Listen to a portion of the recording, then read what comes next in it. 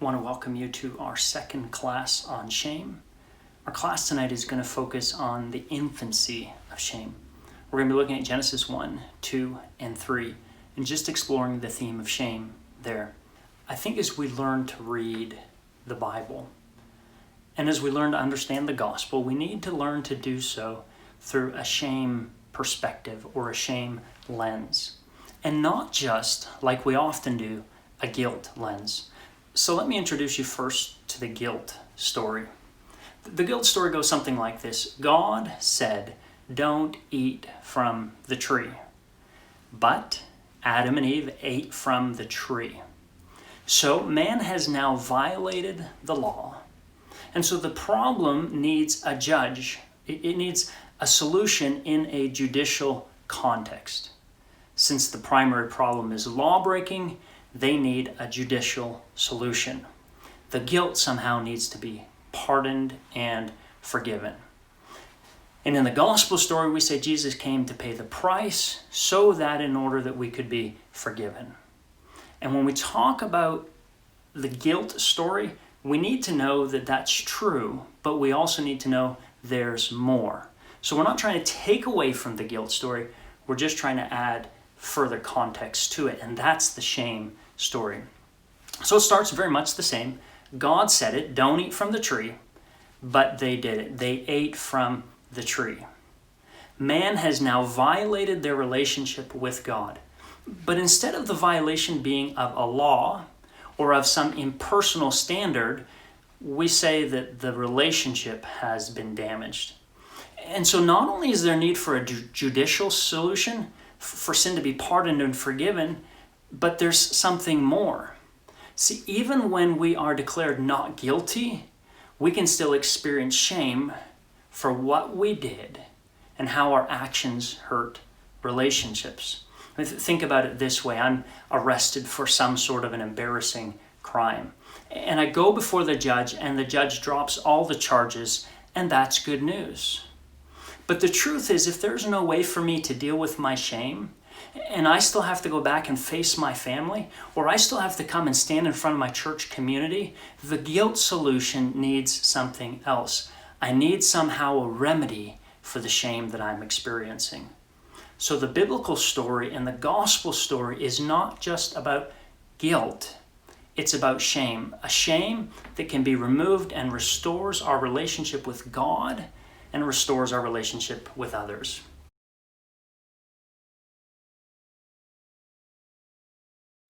So we're going to start looking in Genesis at these themes. We begin in Genesis 1:27. So God created humankind in his image. In the image of God, he created them. Male and female, he created them.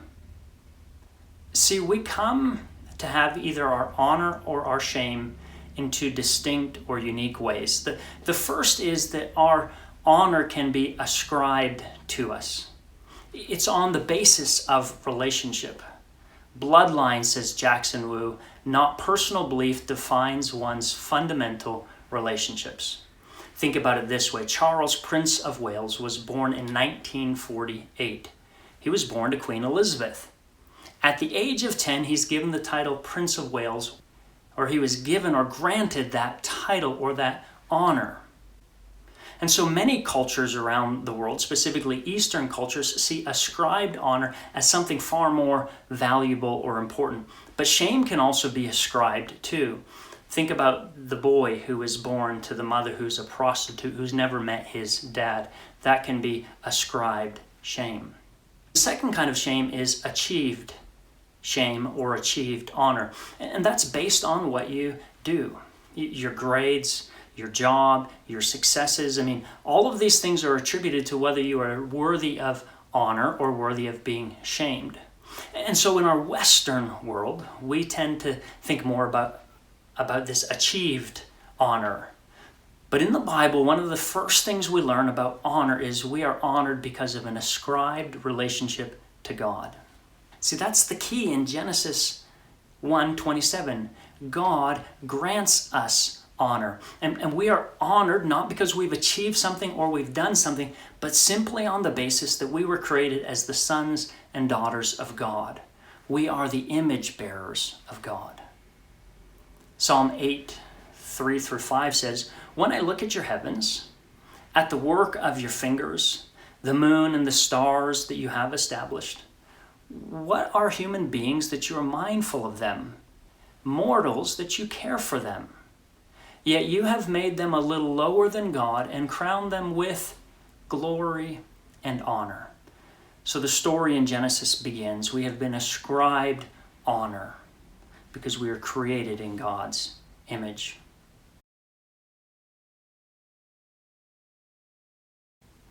And then there's this strange passage in Genesis 2:25. "And the man and his wife were both naked, and they were not ashamed." It's a really strange line because initially it doesn't seem to really fit anywhere, and that's because it's a hinge verse. It's a way of summarizing what precedes, and it's also a way of preparing us for what's about to come. And so somehow we have this sense that what's about to come has something to do with nakedness and it has something to do with shame. But in the world, as it exists at that moment, there was no shame between them. So a sinless world lacks the experience of shame, but there's also nakedness. Nakedness is this sense of allowing yourself to be fully known by God and others. When there is nakedness but no shame, there's no pulling away. There's no hiding. There's no need to self-protect yourself, no need to put anything between you. Now, this text isn't saying that we're better off without shame, but it is saying in a world where sin does not exist, shame has no role to play. But then again, we all know that in Genesis 3, we then have the temptation. I want us to pick up in chapter 3, verse 4. "But the serpent said to the woman, 'You will not die. For God knows that when you eat of it, your eyes will be opened, and you will be like God, knowing good and evil.'" Remember, Adam and Eve already have ascribed honor by virtue of their relationship to God. But what if there were a way to make Eve believe that she needed to do something to get honor? She needed to do something to be honorable. And see, that's what's at the core of Satan's promise. You will be like God. But the problem is, Genesis 1:27, she already is.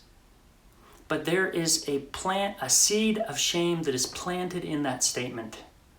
See, shame is rooted in the sense that I'm somehow not enough. It's like stoking a fire of shame, suggesting that somehow you're inadequate, and somehow whatever you're lacking in, it's your job to fix it.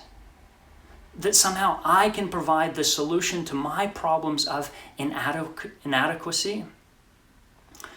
Kurt Thomas says Eve must be feeling unimportant, dismissed, disregarded, inadequate, inferior, cut out, disenfranchised, dismissed.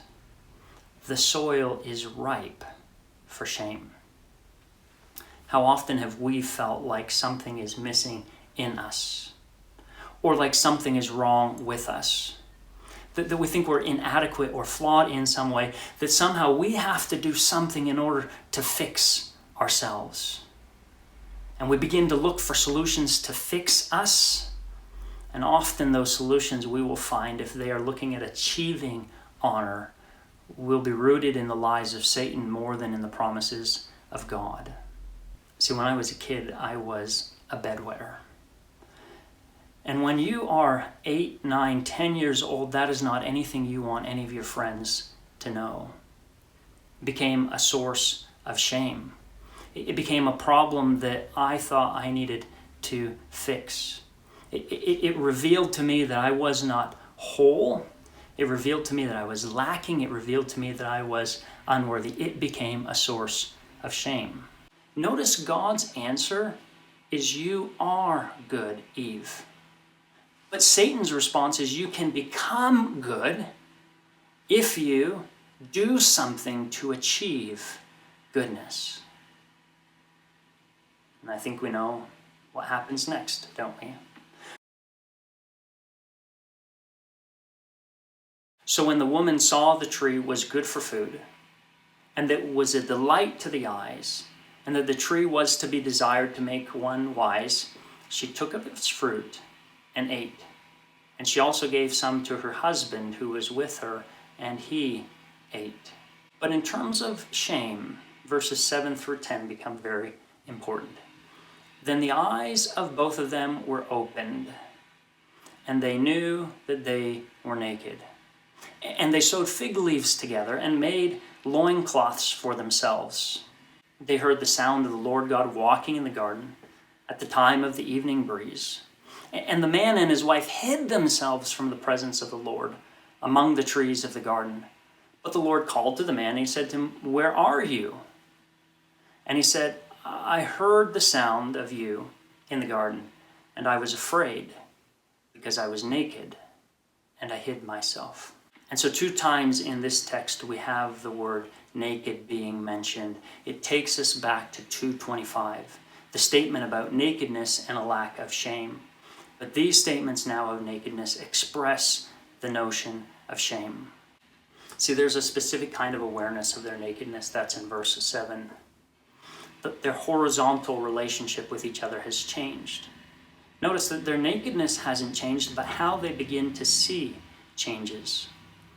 As one writer says, they saw that someone else was looking at them. Shame comes when we reflect on the fact that others are seeing us, and we begin to worry about what they are seeing. We want to control how we are seen. We try to manipulate other people and how they see us. That's by Simon Cousins. Have you ever wondered that? What do they think when they look at me? We become self-aware, and we then create stories about what others are thinking or saying about us. They think I'm fat. They think I'm lazy. They think I'm not competent. And I begin to feel shame because I presume or assume what those looking at me are saying and thinking, and I am certain about the fact that they are disappointed in me. That whatever view they had of me has now lessened, and I now somehow need to save shame. And so they have a very specific response. They sew fig leaves together and they make cloths for themselves. See, God had said it was not good for us to be alone, but now we put effort in hiding or creating a barrier between us and others. Kurt Thomas says, hiding requires us to put energy into keeping things about ourselves away from our own and others' conscious awareness. See, in many ways, we are still making clothes to hide ourselves from others. Edward Welch says hiding, covering up, self-protection, feeling exposed, they are all telltale signs of shame. Shame says, I am unpresentable. As I mentioned earlier that I was a bedwetter. I wouldn't want to go over to friends' houses. Often didn't even want to have friends come over. And if there was an accident when friends were there, I would do whatever I could to make sure they did not know it, they did not see it, and they weren't aware of it. See, as Victor Hamilton says, rather than driving them back to God, their guilt leads them into a self-atoning, self-protecting procedure. They must cover themselves. See, that's what we as humans do. We try to minimize our subjective experience of shame. We want to cover it up, but we can't really fix or address the actual problem. In many ways, the fig leaves are a band-aid. The problem still remains. But we're trying desperately to find a way that we can reduce our experience of shame. And they have a very specific response to God that impacts their vertical relationship with Him. They hid.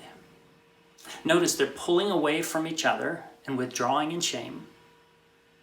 And now they're also pulling away from God. It is a movement away from each other and a movement away from God, because that's what shame does. See, there's this very human logic that's being revealed here. We think, if I'm doing good, then I'm presentable before God. But if I'm doing or I have done bad, I am unpresentable, and I should get as far away from God as possible. So shame says, don't go near God, hide from Him. And so we find ourselves as our only solution to the problem of shame, because we cannot go to or turn to God. But Genesis 3:12, the man said, the woman you gave to be with me, she gave me the fruit from the tree, and I ate it. Then the Lord said to the woman, what is this that you have done? The woman said, the serpent tricked me, and I ate.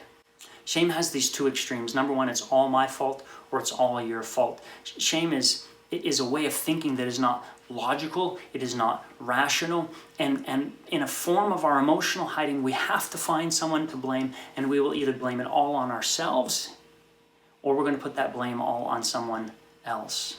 See, shame is a necessary experience of sinful humanity. If we participate in sin, then we will experience shame. Just as honor is bestowed, the removal of shame cannot come as a result of our human work. It must be received from God. And that's what we see, Genesis 3:21. And the Lord God made garments of skin for the man and for his wife, and clothed them. Notice, before there is an act of judgment, we've had these words of judgment, but no acts of judgment. Before there is a word, an act of judgment, there is an act of grace. Remember, Adam and Eve already made leaves as clothes. But think for a minute about what would be some of the limitations of having leaves for clothing. Probably not very comfortable. They probably don't do a very good job hiding and sheltering you. And so God shows them that he can solve the shame problem better than they can. So God makes clothing for them. Clothing is not God's full solution to the shame problem, but it is God's way of revealing, if you had come to me, I can do something better than you can even do for yourself. See, when we find ourselves in a place of shame, there's kind of three ways we might choose to respond to that. The first is the way of defeat. We give in, we accept it, we say, hey, this is how I'll always be, and we don't see any hope for our shame.